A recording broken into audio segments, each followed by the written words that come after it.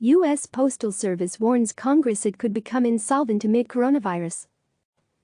The US Postal Service is giving Congress a dire warning, telling lawmakers in a video briefing this week that the agency will run out of cash by the end of September if Congress does not step in with financial assistance.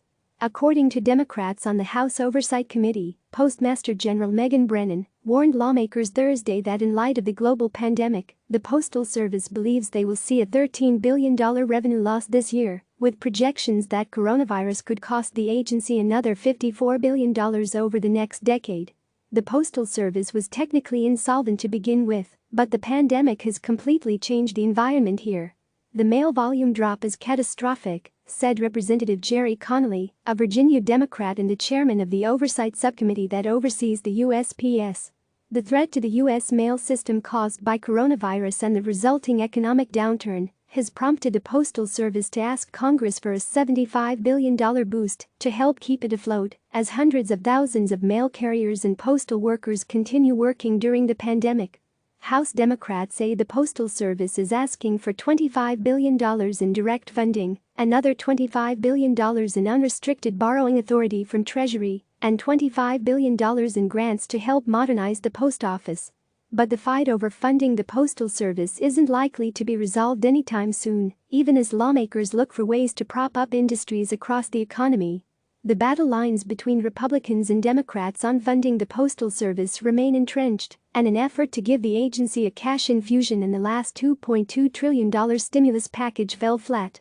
President Donald Trump has brushed questions aside about a major cash infusion for the Postal Service, having long blamed the economic woes on companies like Amazon. They have to raise the prices to these companies that walk in and drop thousands of packages on the floor of the post office and say, "Deliver it," Trump said at a press briefing this week. And if they'd raise the prices by actually a lot, then you'd find out that the post office could make money or break even. But they don't do that. And I'm trying to figure out why.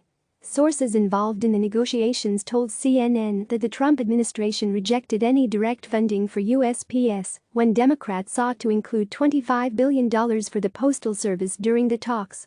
Instead, the Postal Service received a promise it could apply for $10 billion in loans with the Treasury Department, but the loans came with strings attached that Democrats argue further burden the agency.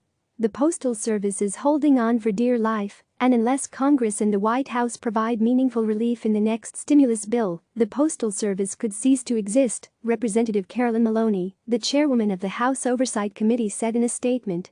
The U.S. Postal Service, unlike private mail carriers, is required to deliver goods to every corner of the country, including rural communities where the profit margins are slim.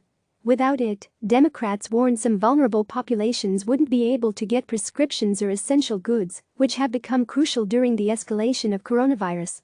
Postal workers are among those like medical professionals, first responders and grocers, who have expressed alarm about keeping an adequate supply of protective medical gear, such as face masks, gloves and hand sanitizer, as they work during the pandemic. The financial struggles of the Postal Service are not new, but the emergence of the global pandemic has further strained the mail service. Connolly told CNN that he learned this week the decline in mail volume had accelerated. 4 weeks ago, Connolly said USPS mail volume had declined 5.3%. Last week, it declined by 30%, and the Postal Service estimated it could drop as much as 50% in the third quarter of this year. While package volume has increased, packages make up less than 30% of total revenue for USPS. As Congress and the administration take steps to support businesses and industries around the country, it is imperative that they also take action to shore up the finances of the Postal Service and enable us to continue to fulfill our indispensable role during the pandemic and to play an effective role in the nation's economic recovery, Brennan said in a statement. "We are at a critical juncture in the life of the Postal Service," she added. "At a time when America needs the Postal Service more than ever, the reason we are so needed is having a devastating effect on our business." Click subscribe to receive the latest news.